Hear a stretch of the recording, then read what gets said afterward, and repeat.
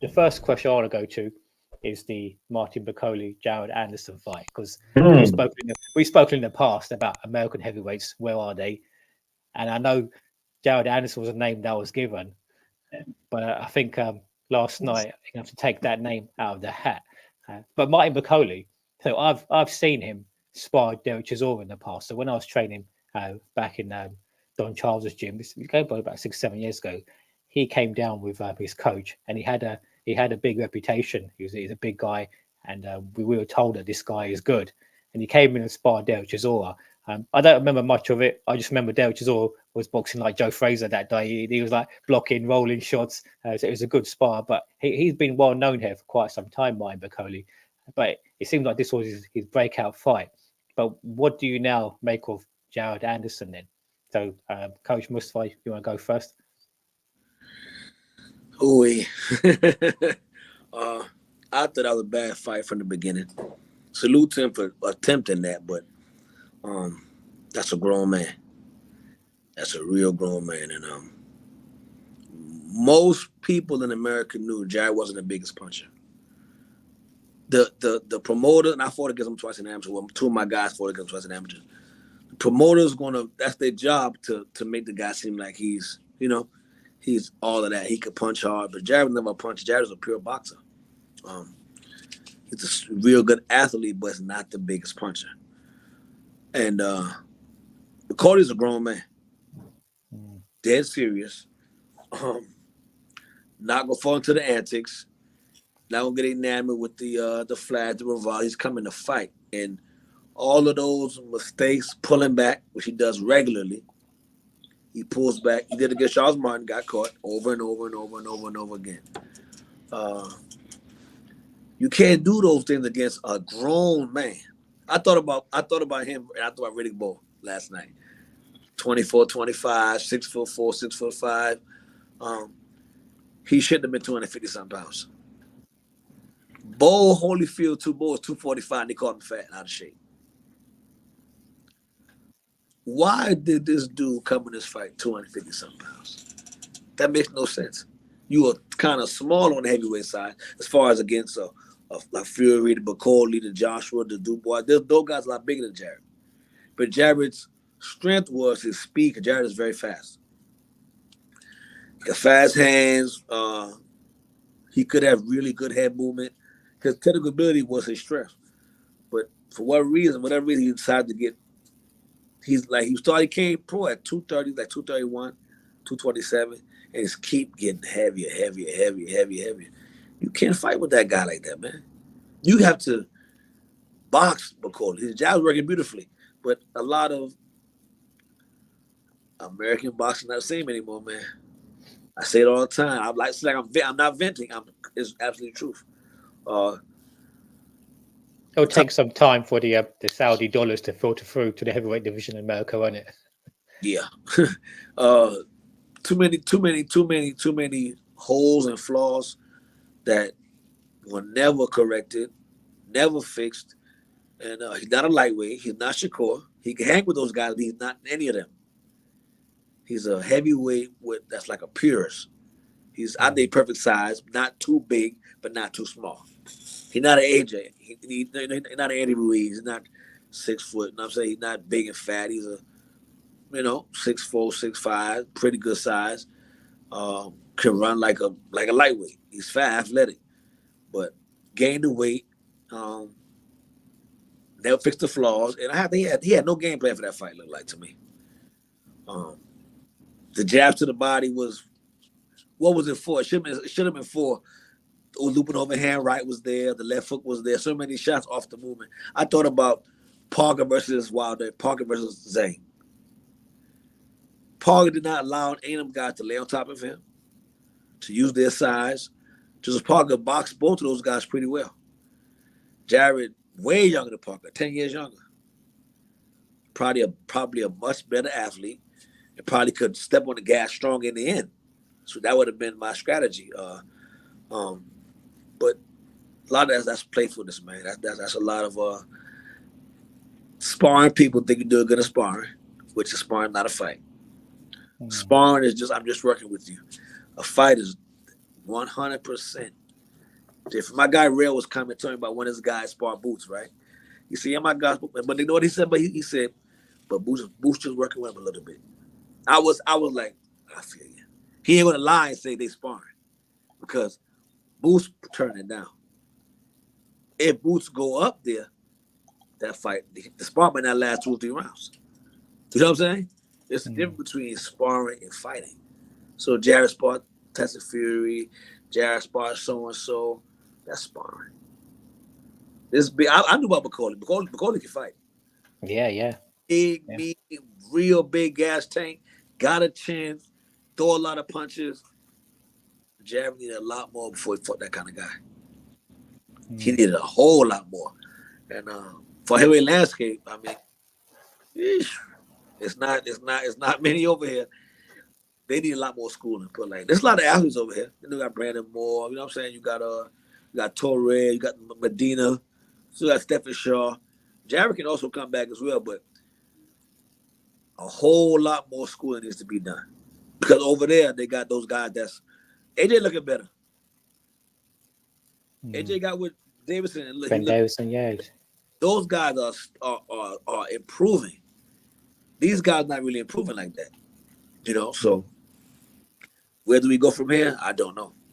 But it's interesting you mentioned the sparring because Bakoli sort of made headlines quite a few times with his stories of sparring the likes of AJ and Usyk. Yeah, he did well. Yeah. So Coltrane, what did you make of the fight? Do you think Bakoli was overlooked?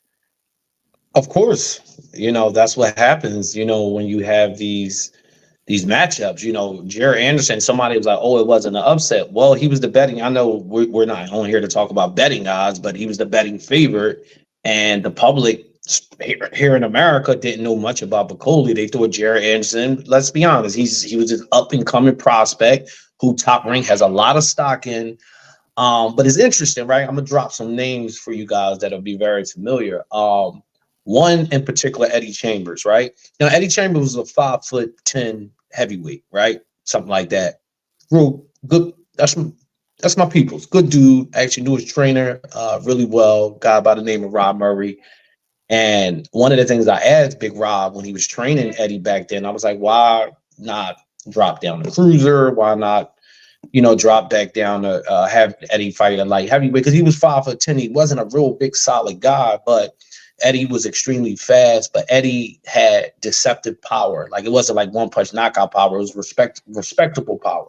But the thing about Eddie that I will say the difference between him and Jared Anderson, Eddie knew his limitations. Now, one going to say, well, Jared Anderson, he's taller than Eddie and he's bigger. But in today's heavyweight, he will be the equivalent to what Eddie was back then to those guys. So you look at a fight last night, and I'm going to get into some of the flaws and deficiencies. You look at a guy last night who was really just hitting what they call a slingshot jab. He just was flinging punches out there, and Jared Anderson couldn't even deal with it. Although I thought he never really recovered from that first knockdown. I thought he was fighting off adrenaline. Mentally, he still had cobwebs. He wasn't all the way there. But with all that being said, something Coach Moose said, and I say this all the time, I call it boxing with a purpose. These guys today, a lot of these guys, they don't box with a purpose. They box with the mindset, like they shadow boxing, like they hitting mitts. Like, two things Floyd did, I think, that messed up a lot of these fighters. One is the shoulder roll. Second is the counter pull. For some reason, a lot of these guys have fell in love with this counter pull, whereas like that whole thing was set up to catch somebody. You counter and pull, as it said. Jared Anderson, for some reason, just use it as like it's a jab. The problem with the counter pull, if you don't counter and pull, you're going to be pulled into something. So this is something that I noticed about him. Like, Shakur counter and pull, but you don't see Shakur. When Shakur do it, it's for a purpose. He's not just doing it just for general purposes, where Jared Anderson last night was just doing it for no reason. And like Coach Moose said, it got him in trouble. And again, I go back to my original statement, boxing with a purpose. When you do these different tactics and techniques, you have to have a purpose behind it. Not doing it because it looked cool and pretty like you do in a sparring session. Exactly. You're fighting against guys that are heavyweight is the one division where a guy can be very limited and one punch can change the fight. Coach Moore, my man, hit me. He said, you know who Bakoli reminds me of? He said Burt Cooper. He said he's like a Bert Cooper type. These big, powerful hands. Another Philly guy, by the way. Bert, Bert can give anybody problems on any given night. He wasn't the most talented guy, but he can give anybody problems on any given night. That's my worry for Jared. Go ahead, Boo. That's heavyweight boxing. You cannot. Yeah. The whole play for them, take the fight is nothing. I'm gonna do this. Man, that's a grown man coming. Very overlooked. Don't know about him. He just big and slow. Yeah. That's a big man coming. You got to fight him like a grown man. You got do's and don'ts. You can't make mistakes with this type of people because in the first round he had him hurt. Yeah. Yeah. That goes to show low. Yes. Boxing is. Yeah. And the very first round, that fight was done. Of course, he never recovered. The man that Jared is, the character, the heart. Yes, he got it. He's going to fight hard. I know he's going to rumble. But did he have anything that could hurt this kid, hurt Big Bacoli? No. Do he have a game plan? I do not believe they had any game plan to beat this kid, to beat Bacoli. I didn't see any strategy. He exchanged with him too early, threw too many combinations. You ain't gonna hurt that guy, man. You're gonna be and Bacoli. And one thing about Jared Anderson, I think that's cool that he's sparring with Shakur and all them guys. But look who the type of people Bacoli's sparring with. Yes, and you feel me? Like all that. Yeah, right. Shakur and them could do that because they little. That's what they supposed to do. Shakur is usually the bigger guy. Shakur's a big 135. Yeah. I'm the bigger guy. I can do it, but you're not the bigger heavyweight. You're the smaller heavyweight. Right. Every jab had his head like this. Every part, where's the QB? He was on a line. He was on a line on the fish. He was on that hook all night. He was on sinking hook. The speed. Bacoli was nowhere near fast as Jared Anderson. Bacoli's feet was stuck in the sand. Yeah. That's why I'm like, why are you standing right? But again, like you said, you fall in love with this counter pull. Yeah, I think Coltrane, you hit it, you sort of hit on the head there. We mentioned boxing with no purpose. That sometimes it looks like these guys are training for highlight reels as opposed to winning fights. Man. It's looking to make a highlight reel, full counter. I call it Sports Center boxing. I call it Sports Center. Yeah, it's Sports Center boxing. That's what it is. Yeah. Okay, so moving on to your favorite boxer, Coltrane, Isaac Pitbull. That guy. So tell me, what was your overall thoughts on that fight? How it played out? Range and distance. Boxing is real simple. We complicate when we break this sport down. It's real simple. If I'm a legit 5'8". Coach Lou, what you about 6 something? You 6 something. I'm gonna go on a limb, right? Yeah. 5'9". Well, I saw you look a lot. You look imposing on camera. No, I'm sorry. How tall are you? Out of curiosity. Yeah. How tall are you? About 5'9", 5'10". All right, but you taller than me. So if me and Coach Moo is wrong, if we squaring off, he's not going to give those 2 inches up by crouching down and making it easy for me. He gonna use his distance and range. And I brought up the Giovanni Cabrera fight in a couple posts that I put up leading up to this fight because I know a lot of people didn't see that fight, and that's okay. But I watched that fight in particular for information. I'm like, wow, he's giving. I mean, I watched the fight live, and I'm like, he's giving Cruz problems with his height and his length. Cruz is a very, very little dude. So that's a genetic thing. He can't do nothing about that. He's very small. He got short arms. So you able to keep him at bay is really nothing he can do about that. Now he can try to slip and get underneath to find his way inside, but he's not really taught and trained that way. He's trained to really just walk you down with haymakers and uppercuts. If you're able to stabilize and neutralize that, which I know Rayo Valenzuela is a very tactical fighter. People don't understand that he was up next in the PBC under the PBC umbrella. The problem was he lost to Edwin De Los Santos, which people will later learn that Edwin De Los Santos ain't nothing to be played with either. We don't even know where he is. He can't even get a fight. You know, that's how serious he is when they saw the, you know, what the problem Shakur had with him. So he loses that fight. Then they give him the Chris Colbert fight. I'm jumping around here, but he loses the Chris Colbert, which everybody know he won that fight. And then he gets the rematch. He didn't just stop him, but he outboxed him and he stopped him. Like he's a very, very good fighter. And I said he has way more gifts and tools. I couldn't understand why people was writing him off. Look, anybody could be knocked out. Pitbull Cruz got one punch power. But if I can neutralize that and I can see your punches coming from a mile away, those punches don't have the same effect. The way he was rolling and slipping with punches, Pitbull was getting credit for shots that wasn't landing. You know the saying, Coach Moo, if you roll with it, it don't count. He was leveling off the punches, rolling with it. And every time you pivot, guess what that other fighter got to do? He got to reset his feet. Pitbull was lost. He didn't know where he was. And I just thought it was a beautiful display of boxing. Now, Rayo got caught a couple times, but it was just him being careless more so than what Cruz did.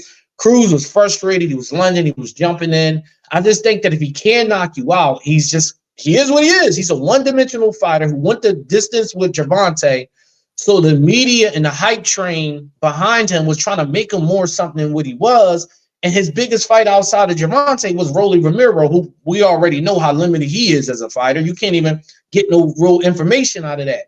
I just think Rayo is a really good fighter, and it's a reminder to the boxing public out there, you can't write a guy off just after because he had one loss. Because now look at Rayo. And I'm not writing Cruz off either. I just think that he's always going to have trouble with guys that got some slick technical abilities. But too much range, too much size, and too much slickness, you know, and it just exposing for what he is. It's just a one-dimensional, come straight forward fighter. Interesting. So, Coach Mustafa, if you're handling Pitbull Cruz from here on, are you going to avoid particular fighters, or do you expect every fighter now to fight the same way Valenzuela did against him? Most guys gonna fight that way. I was so shocked with Rayo. I knew he could do it, but I didn't know if he could do it. You know what I mean? Yeah. If he had it's not easy to pull off that pressure on your face. Much rounds, and man, he was sharp. Man, he was nice. He was good, man.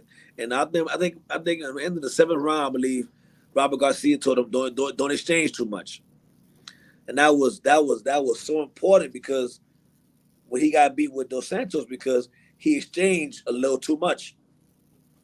But him staying here and just like Coltrane said, rolling the shots away, countering, that was awesome, man. He was doing his feet work. I was so surprised by him, and he was able to be that disciplined the whole night. And Pitbull got to back to the lab, maybe add somebody to the camp.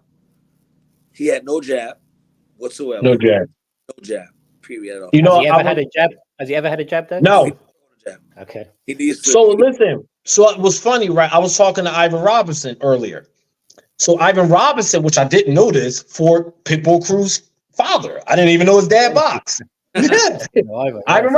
He told me earlier. He said, yeah, Mighty Mouse. You know, Mighty said, look, Ivan Robinson said to me, he said, listen, it's just like he fight just like his dad. No angles, everything straightforward. He's like, it was one of the easiest fights in my career. You know, it was just right there in front of me.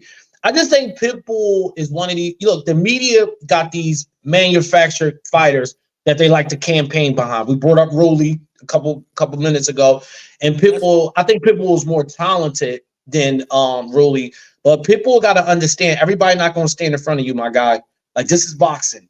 And Coach Moo, you know this phase. I'm fanning off people every day on my page about this keyword running. You know what? You know who ran last night? Pitbull, when he was running into uppercuts that Rayo was timing him with. Yeah, very good timing. That was the running that took place. Listen, he was bumping them, turning him. It was beautiful. But it's aside from the Colbert fights, I haven't seen much of Venezuela. Is this the way he normally fights as well? Is he slick, or did he change his approach? Robert Garcia, shout out Robert Garcia, obviously. Did he change his approach for this fight? I think that Robert understands that you don't get blessed with a 5'8", 9", however tall he is, super lightweight. They're just not around like this, right? So if you got one that you can kind of be, because Rayo can punch too, but in this particular fight, he had to be the matador, not the bull. So, and like Coach Moose said, the key word is discipline. So these last two fights were good for Rayo.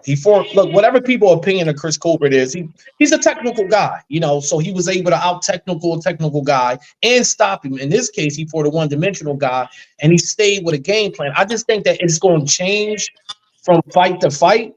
But he's a boxer puncher. He's not your prototype of actioner fighter like Brandon Rios, Victor Ortiz. He's not like those guys. And this is what have fan stereotype fighters because he's Mexican, but he's more of a boxing type of fighter than those other guys were. Like Bam Rodriguez is a boxer. I feel like people didn't expect him to fight in that manner because of what you're saying. Course. Stereotype. Yeah. Yeah, but that was. Sorry, Cal. Yeah, go ahead. No, I was just saying. Traditionally, out of that camp, he had a lot of sluggers that came out of it. Look, boxing is changing, and trainers change, and coach will tell you sometimes the coaches got to be innovative too. So Robert, I think the best thing that happened to Robert Garcia was Bam Rodriguez, because Robert never had a fighter like this ever. So I think even with teaching, and coach will tell you, you can learn while you're teaching too. And I think that Robert, what in the world, they shoulder rolling? Yeah, right. You ain't seen nothing like that out of Oxford before. You would never see Robert Garcia train fighter do that. But Bam's really the biggest one you see do it a lot. But I'm like, man, watching Rayo last night, like, okay. And coaches evolve. Yes. Coaches learn better. Yeah. They don't know what I did before was bad. I'm just adding on to it. And people forget that 85 to 70, 80 years old training ready to go. You know what I'm saying? Right.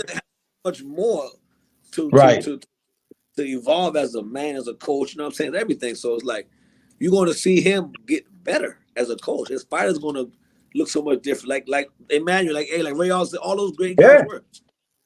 And if I'm not mistaken, Rayo was with Benavidez Senior first. Yes.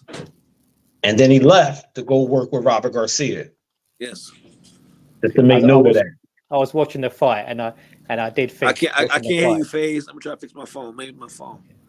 It might be. I can hear you. You Okay. can hear FaZe? Yeah.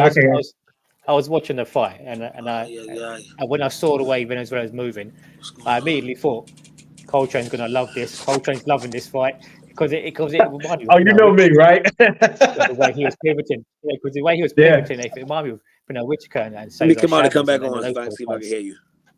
Yeah, for me, I can watch a guy just pivot and turn all night, and I'm satisfied.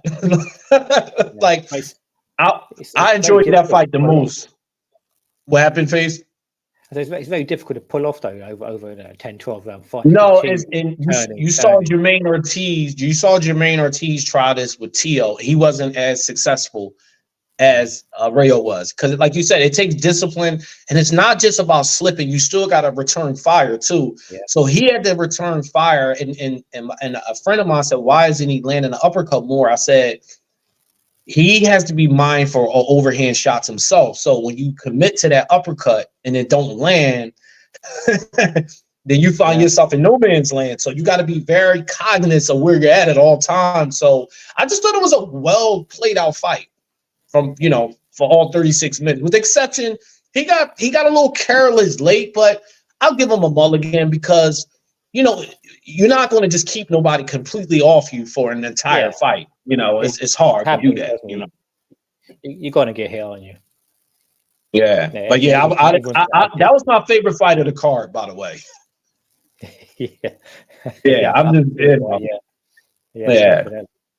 Right. So let's move on to the big one. Oh yeah. Terence Crawford versus Israil Madrimov, and Coach Mustafa is back just in time. Got you. Yeah. You can hear us okay now? Yeah, I get both you well. Good stuff. Yeah, so we're going to move on to the main event, Terence Crawford versus Israil Madrimov. So first of all, I want to ask each of you, how did you score the fight? So, Coach Mustafa first, how did you score that fight? 115, 113, maybe 115, 112. It was So pretty much in line with the judges. yeah. It was not a It was close, yeah. so many hard rounds to score, so close, a lot of rounds. It's you know what I'm saying. I don't think either one of those could be wrong. In some cases, it could be either way if you lean toward either fighter. I think Crawford, you can see in the fact that not announcing the winner, he was like, you know what I'm saying. He wasn't 100% sure he won that fight. But, so Coltrane, did you agree with Timothy Bradley's 6-1 after 7 rounds to Crawford? Sean Porter, you mean no? I don't think it was a 6-1 fight. Was it Sean Porter? Was it? Sorry, Sean Porter. It was Sean Porter. I don't think that it was a shutout like how he was displaying it. I do think that Crawford won the fight. Like Coach Mew said, I'm cool with an 8-4 and 7-5 is so subjective, and it's so, you kind of like splitting hairs because in any fight you can give them their swing round. So if you go 8-4 or 7-5, but I thought Crawford comfortably won a 7-5 fight. That was my score. Yeah, I'd call for the edge in it as well. So yes, I'd agree with that 7-5 as well. So about the key moments in the fight which led to Crawford securing that decision victory. So Coltrane, what do you think were the key moments in that fight for Crawford? We talked about discipline. Crawford is a guy that's not going to rush with reckless abandonment. He got a Ray Leonard button. He has a Ray Leonard button where he can just unleash hell, but he had to be poised and disciplined. He was moving up in weight. He hasn't fought in a year. Again, we was talking about this off camera. When you fighting a guy that's awkward like this, you have to be very aware of your surroundings, because this guy, he's right here and then he's over here. You had guys like Sergio Martinez, Aslidas Freitas, these guys with these tricky styles, and you just can't pinpoint where they're at. And you go let off a 1-2, and the next thing he coming from behind you and tapping you from behind, and potentially putting your lights out. So I thought the key was just the discipline of Crawford. He had to box off the back foot a lot last night. Because this kid just wouldn't back up. He just kept pressing forward, walking in the shots. He did switch to southpaw very early. First round, I think he did it. and it left him open, which is, everybody know the southpaw kryptonite is, the straight right hand. Floyd favorite punch, throwing that straight right hand off the backhand against southpaw. So Bud has some trouble with that. But I just think that overall, he was in control. Put it like this: Max Kellerman always got this line. He said, "Which fighter would you rather be round by round?" And I just think Crawford he had more control of the fight. Yeah. So when stuff wasn't going right, he was countering to the body beautifully. That slowed some stuff down against Madrimov. I just think that there was a lot to unpack, and I'll let Coach Moot go, and we'll get into it a little later. It's just that it was a lot he had to adjust to. A tricky guy, a strong guy. And, like I said, and he's Crawford to be 37 years old, and he hasn't fought any. I'm not trying to make excuses, but, age is a big factor here. And, even with that being said, though, I still thought he boxed smart and efficiently. I thought he was efficient last night. So Coach Mustafa, you mentioned 115, 113. So in my opinion, Crawford, he sort of clearly won the last 2 rounds. So do you think then that going into the last 2 rounds, it was a draw, or Madrimov was potentially ahead on the scorecards? I thought the last 2, they called championship rounds for a reason, 10-11 and 12. Yeah. Yes, sir. Yeah. Crawford almost hit the Ray Leonard button. But do you think Crawford did that because he also thought he was behind then? Do you think Crawford stepped up in the last 2 rounds because he thought he was behind on the scorecards? Crawford started. You could look, he landed hard body shots even more. He went forward. You kind of can feel that it's too close for my liking. Yes. And losing is not an option. That's what I like about him. Matter of fact, was he chasing that knockout streak? 8 years since he's been. Yeah, that too. Madrimov's coach said that he gonna try to come knock you out. Yeah. Madrimov went the 12th round southpaw to maybe throw off Crawford because Crawford was about to attempt to go out there and put him out of there because the size, that style, and a lot of people, because they may favor one or two styles, they overlook, but you can't overlook any other style. Pitbull Cruz, for example, I might not like his style, but that style is dangerous. Yeah, absolutely. With him. So, imagine all that faint in the Eastern European style. Canelo and Bivol. Canelo thought he would go up there and beat Bivol. He thought that easy. And when he got in there, by round 2, Canelo knew it was over.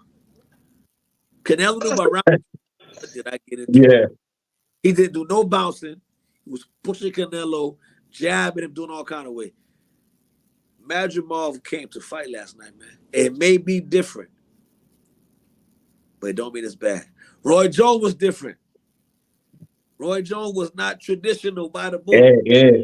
That proper pie, he might beat anybody, man, that we've ever seen, man. You know what I'm saying? We get kind of too caught up in the perfect way and the shoulder placement and, the left shoulder being higher. Man, it's a fight. And again, that guy knew what he was doing. Crawford knew not to run nothing crazy. That experience and that respect Crawford had. So sometimes you got to be patient because, again, I'm at a bigger weight class. This guy got a deep amateur background. This guy can punch. He took Crawford's punches. And he's so awkward to where it's like, I don't he's going to throw. He throwing lead right hand. He throwing leaping left hook. Overhand right. Feint through the uppercut. He feint 25 before he shoot a punch. So the best, I think Crawford could have jabbed a lot more. I do. But he had to kind of like play it like that right there because those feints, Fury feints a lot. A lot. Yeah. Bivol feints a lot. Madrimov feinted. Man, I think in the first round, he feinted like a whole minute straight of feinting. Yeah. Hey, Coach, you know what I said? This was leading up to the Fury fight about Usyk. I said that thing because they said Lomachenko put mental pressure on you with his footwork, but Usyk put mental pressure on you with his hand motioning, all that.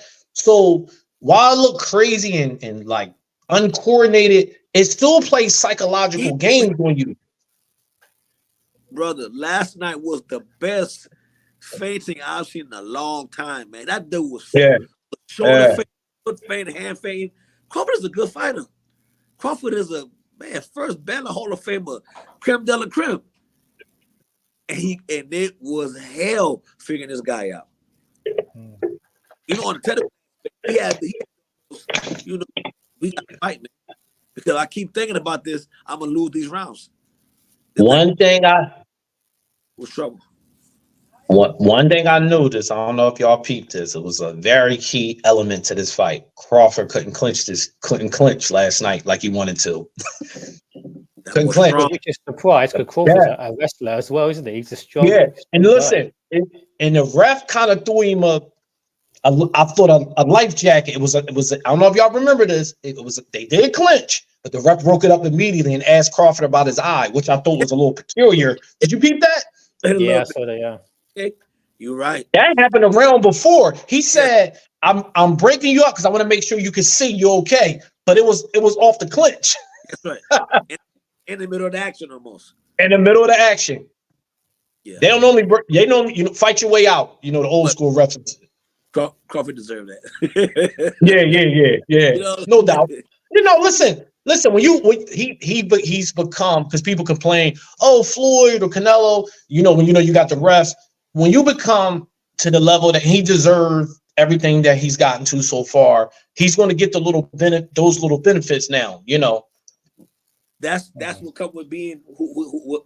Oh, you're right. Exactly. Yeah, I ain't knocking it. Look, Bernard used to work the hell out of referees. He'll hold you and tell a ref, he's holding me. From the other side, hit you. From the other side. So, you take every advantage. But that was interesting to me. I'm like, damn, he can't. he just like Spence when he fought him couldn't establish his clinch game. No. Yeah, I peeped that. Fought an excellent fight last night. That was a high octane fight. Good thing Crawford got conditioning too. Good thing he takes care of himself. For a 37-year-old to be running around with a toddler like that last night was crazy. So Coltrane, do you think Madrimov could have done anything different to sort of force the pace, increase his sort of punch volume? How do you think he paced the fight? Because he started stepping up a little bit as well. I mean, I think early on, Coach Mustafa mentioned that he turned southpaw as well. So do you think Madrimov put his foot on the gas a little bit too late? Well, he had to be the same way. Bud had to be cognizant. Same thing in reverse. He was going against a master counterpuncher. And you got to remember, although he has the 300 amateur fights, like he was certified, he has the pedigree, but he's never been at this level. Like this is the creme of the creme level, right? Which he did a good job. But as we got, like he said, the championship rounds, and we got into deep waters, he started treading water. You know, he started to have to tread water a little bit. So although he may have wanted to do it, because I always say this when fans say this, oh, he should have let his hands go more. No, there's a reason why fighters don't let the hands go. It's a big risk for letting the hands go. go. A big reason. Yeah, it's not as easy as people. So they call that selling out. So you can sell out, but then if you sell out, you might get knocked out. And Terence Crawford is known for punching in between your punches. and late in fights. I got a lot of these stoppages. Yes. People think IQ is only flash. It's only being sexy. Like nobody never probably say Triple G had good IQ. Triple G had never knocked down his whole career. Isn't that crazy? He never got dropped. Yeah. That's crazy when you think about it. Yeah. He knew how to survive. Right. Canelo couldn't hurt him at all. He had decent defense. Madrimov was not a fool. He might look big and brute. He might nobody run. Crawford knock him off. He go crazy.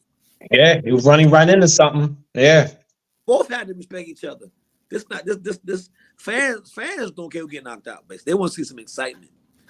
Madrimov knew this is my 11th fight. I got a lot. Yup. He did very arguably won. Like a moral victory. And look, it becomes a moral victory to your point, Coach Moore. He gained so much experience in those 36 minutes. Like my problem though for him is, will the American promoters give him another play, or will this be another Felix Sturm situation where they run in high for cover and keep their young fighters away from him? He's going to be avoided. I know this. Oh, I definitely knew this. At 54, man, the boys can't beat that dude, man. Nah, he too tricky. He too tricky. I said they're gonna avoid him. He learned so much last night. Like amateurs, okay, man. You went against Terence Crawford. Yeah. 12 rounds. Yeah. That right there was so much experience right there, man. Like he only going to go up. He's already. That's what we understand. But amateurs, Olympics, they pay their guys good. Those guys could stay amateur for a long time. And they got national teams. They have those national teams, so they like pros. You might as well say, you know, really good. So 10 fights. That's a grown man with 10 fights. Yeah, we've known about Madrimov for some time, and Uzbekistan. Uzbekistan have got a strong in team. America, a guy at 24, 25 is fighting a guy on 20 little club shows. Right. But a top level amateur in Ukraine, Uzbekistan, is fighting the world championship with amateurs. So I saw he's an amateur, but he's still going against other top people. When he's in Mexico fighting a Joe Blow and think you did something, you're not getting better. Those guys are really, really, really getting in the amateur. So I mean, Crawford's the best switch hitter in the world. He's better as a southpaw than most southpaws are naturally. But he had a lot of problems picking up Madrimov's straight right hand. What do you think Madrimov done different to other people who have not been able to land that right hand on Crawford? He couldn't read the feint. He couldn't read it. Yeah. That dude feinted so many times. Man. There was like a sequence in one round. He threw like 5 straight right hands, and Crawford couldn't pick them up. That was without any feint. So what was going on? You're confused and frustrated by now. You know what I'm saying? He did so many things early. It's like, what he gonna do? Bang. Right. Bam, do it again. Ain't no way. Bam. Like ain't no way he throw 4 or 5. I'm looking for the feint or the hook and all that. Do it again. Like timing. Like and that's what get us that. A guy like Berturbiev, another one. Not sexy. It's not beautiful. It's not slippery. That dude is when he fought Yardy said he was slow. Yeah. Said, he's slow. I remember that. He's the slow one. Because he might not be real fast, but he's quick in the mind. You just don't see it because those people are plain. Those people are plain Jane people. They don't have jewelry. They don't. You know what I'm saying? Triple G probably got like a polo shirt on. Box your head off, though. He'll trick you that you think this guy is smart. So all of that fake, all that foolishness he's doing, he's setting you up because he knows by the time 8th, 9th come, he's expecting a feint, and it'll be gonna be a real shot this time. And that was, man, it almost like Crawford pulled off a great performance. If you think about it, because Magic did great to beat him at that. If you think about the Magic ball, it's hard to do. Yeah. So Coltrane, what impressed you most? Oh, Coltrane, just go on. Just about to answer the question. So Coach Mustafa, you have to take over this question then. So it's what impressed you most about how Crawford managed the style of Madrimov, because Madrimov's style is very tricky. He's moving a lot. He was making Crawford miss. But as we said earlier, it looked like Crawford was in control for the majority of that fight. So what impressed you most about Crawford's style? Patience to deal with that, to not become rush or forced and fall into something big. Because he fought something big, he might have got clipped, he might have survived it, but it still would have been in his mind like, I don't think Jared survived that punch. You know what I'm saying? So in boxing, you cannot make mistakes. Crawford was 41-0. Those guys are very disciplined. They don't throw unnecessary punches. And all of that, Usyk and Fury. Fury was winning the fight. He became undisciplined. Yeah. He started making mistakes. He thought he went in, kind of got playful, and he got caught. Crawford knew not to make that mistake. I'm not going to get reckless and this boy catch me, because you cannot play like that. And I think the interview with Fury said that his biggest flaw was that right there. He'll be winning, or he'll be having success, and then he'll get over too confident. He threw momentum away, didn't he? Once the tide turns, it's very hard then to get it back. Yeah.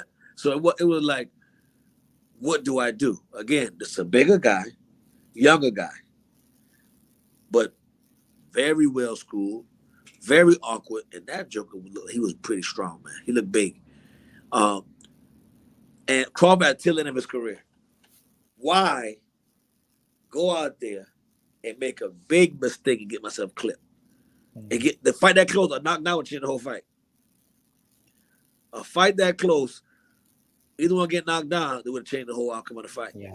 And he knew it. So I believe he still won. He just won the right way. Because I believe you could win the wrong way with making unnecessary risks, overcommitting.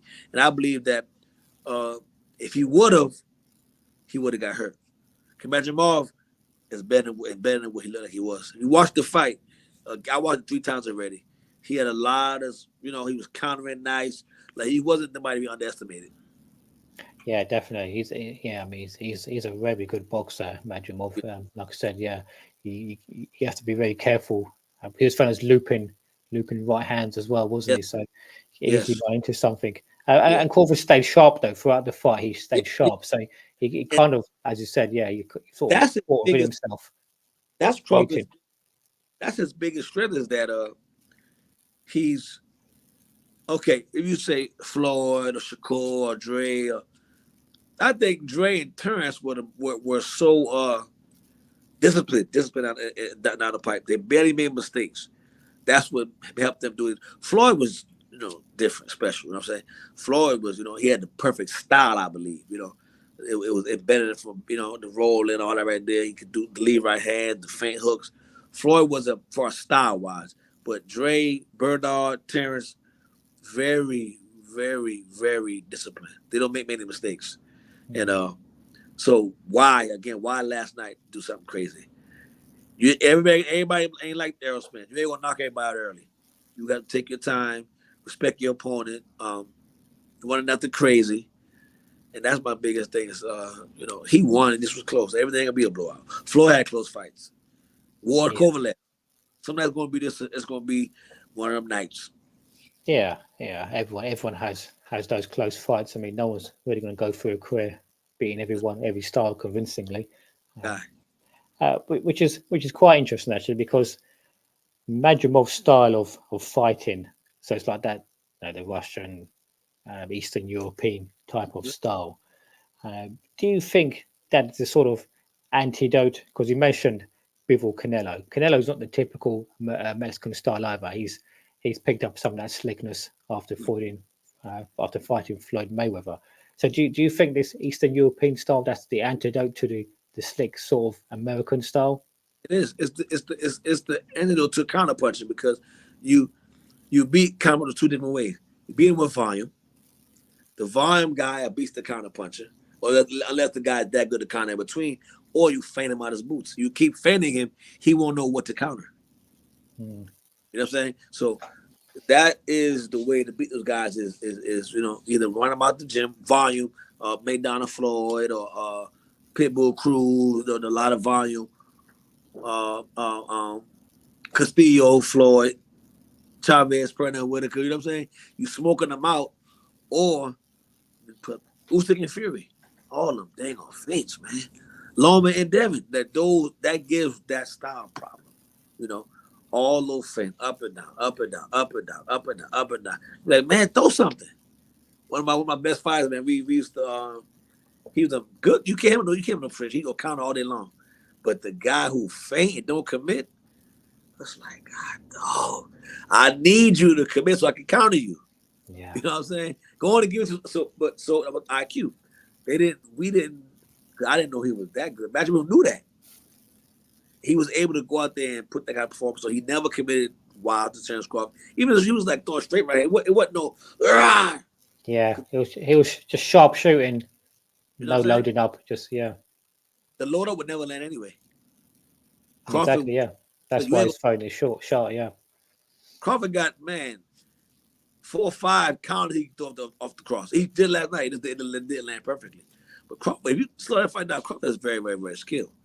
But if the offset right hand, it was hard to deal with. On top of the 100 feints, no load up. So but again, I think Zinad did good with Bivol as well. The Zinad guy last fight, that wasn't Malik Zinad. Yes, the one who sort of used the Roy Jones jab. Yes, I think he did very well with Bivol. So I believe let's dominate fight. If yes, that counter punching style, that it makes it very, very, very, very, very difficult. The way to beat that, in my opinion, is that hard, stiff jab. Why you doing like that feinting? Jab in the shoulder, jab in the glove, jab in the chest. So they can't make you become stagnant.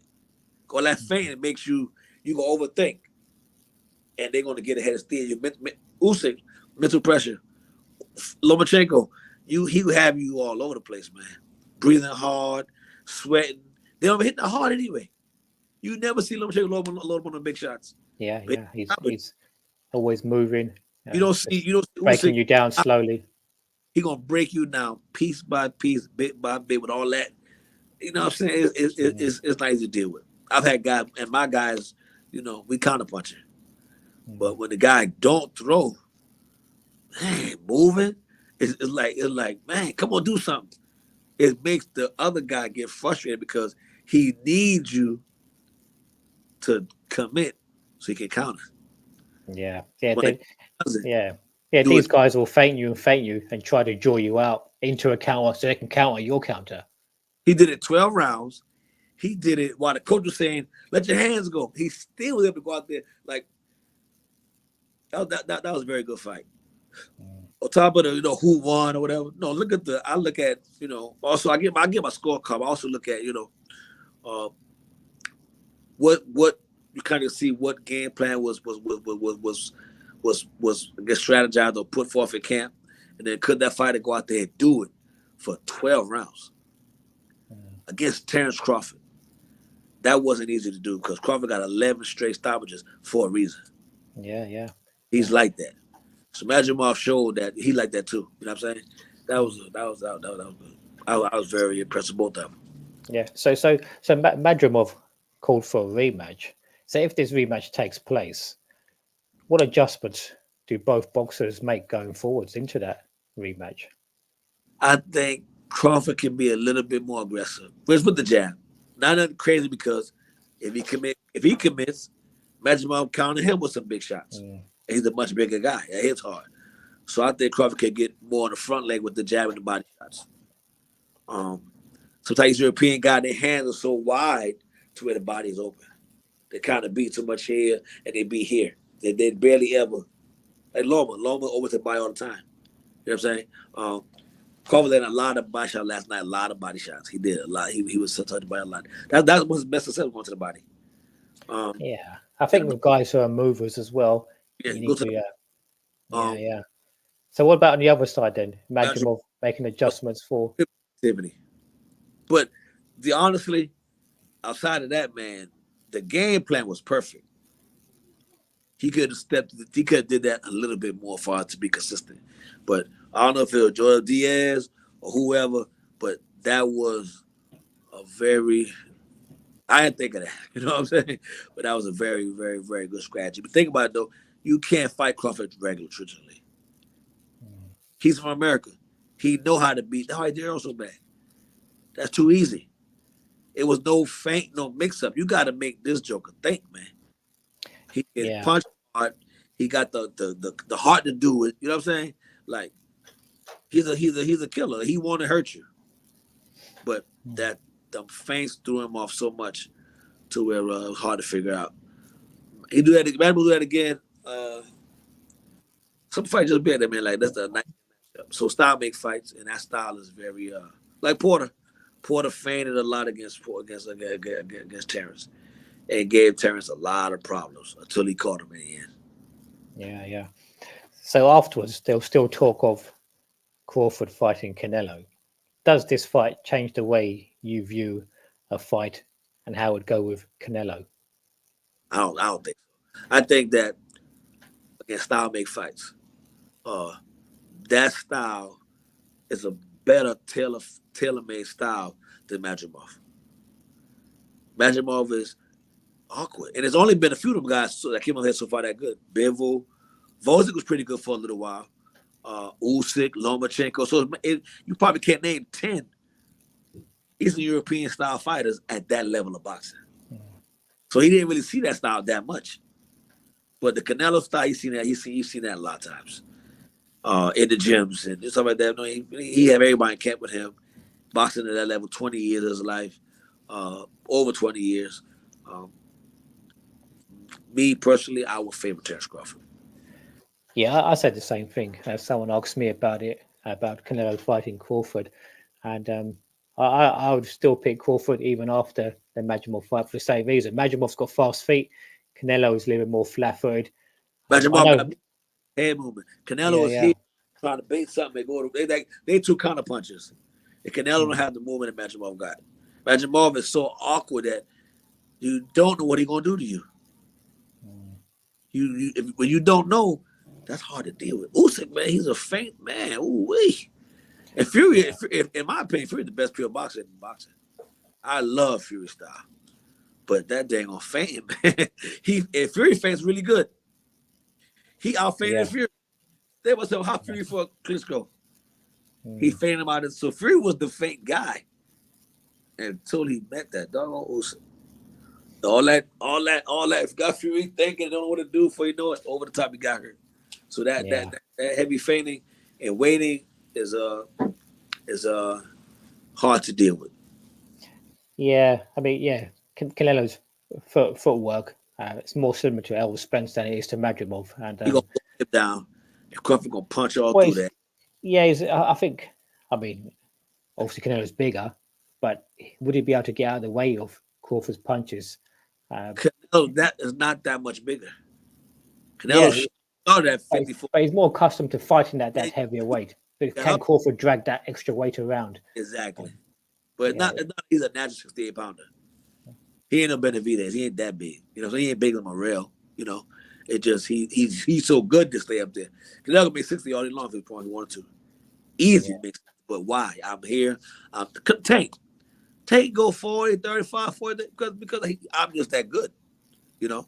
But could he make 35? Tank weighed what? They 133 his last fight, 134. They made a statement like this is easy to make. You know. It was nothing, you know. But yeah, I got Terence. Yeah, it'd be a great fight because Canelo does have that slick style as well, and he's a mean body puncher. It was obviously a great fight. Great. As a fan, historian of boxing, I would love to see that fight. I would love to see how would that fight play out. You know, could Canelo go out there and pull his will and beat another great fighter? Because so far, I don't think he beat no great fighters. I'm not a hater. You know what I'm saying? Triple G talking about the timing of the fights. Timing of the fight. But a guy fresh off the Spence fight. So he's still in his prime pretty much.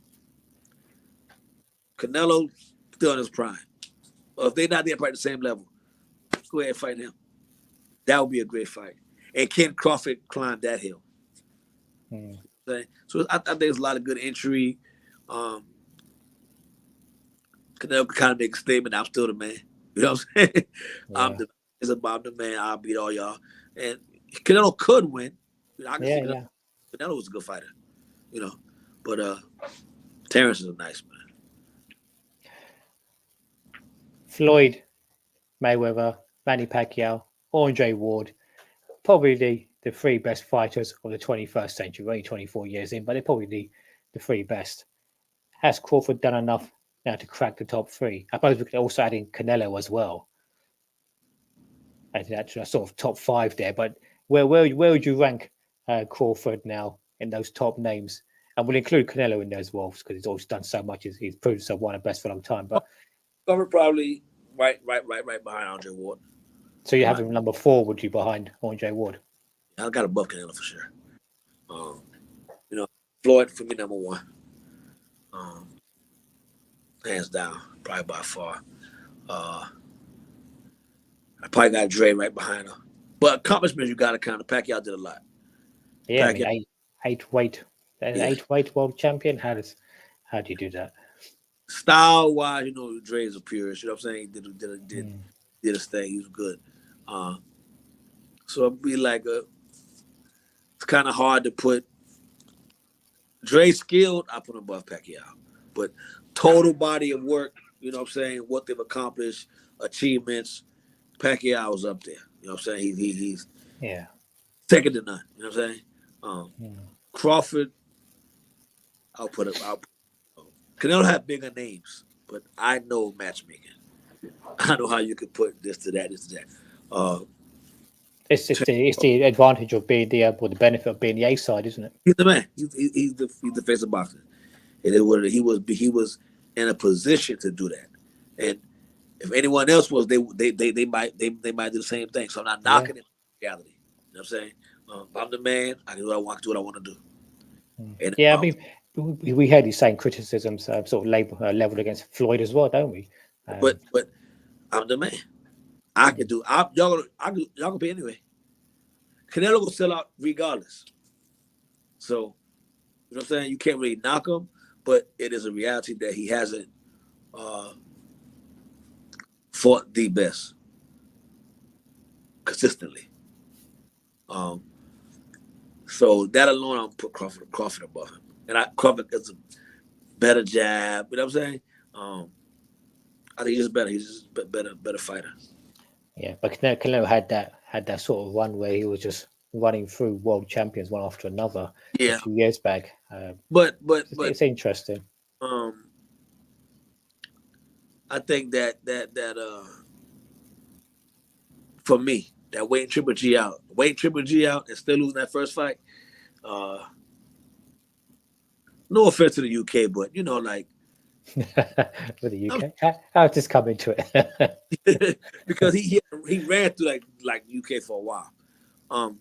Yeah, You know Billy what I'm Joe saying? Saunders, Yeah. Callum Smith. You know what I'm saying? The Liam's Amir Khan fight obviously wasn't there. Should yeah. never have happened. When it's like that's right that happened. Like where the Benavidez at? You know what I'm saying? Going 175 and you know, he ain't fight Beterbiev. You know what I'm saying? But he's Like got to stay away from Beterbiev. I'll pick the least of the options, the lesser of the options. Mm. Whereas Crawford's picking the best of the best. Crawford So, trying to so why is that same standard not being applied to like Manny Pacquiao, who did pretty much? No, he didn't. He went straight and fought the best as well, really. And Pacquiao sort of resume and his smaller size, he didn't avoid. He fought guys when they're at their best. For example, Marquez as well. Those those other fights, the great Mexican fighters. He took everything head on. true. That makes him one of the top three. But Floyd, whew, man, you know, and then when they fought, it was too easy. You know. Yeah, I mean, I'd have Floyd won as well, but and yeah, that fight with Pacquiao, I think they both waited too long for that, didn't they? So Yeah, it's a tough one. But yeah, Floyd to me is gonna be number yeah. one anyway. Yeah, I can't ever see um a way that Pacquiao could beat Floyd. Like, yeah, it's like I say, styles make fights. It's yeah, I think he, Floyd probably would have won at any point in their career, even when might Pacquiao was at his best. he might have won more convincingly earlier. You know what I'm saying? Mm, He may have, you know, probably stopped him a little earlier. You know what I'm saying? That just style. So many things he was doing that was like flaws that he got away with. You know what I'm saying? And flaws get away with certain people. Like Crawford said when he fought Madrimov, he said that he expected the lunging in, but Madrimov knew who he's fighting against, so he didn't do that with him. Because I guess yeah, this he gonna hurt me and catch me. You know what I'm saying? The flaws Pacquiao had,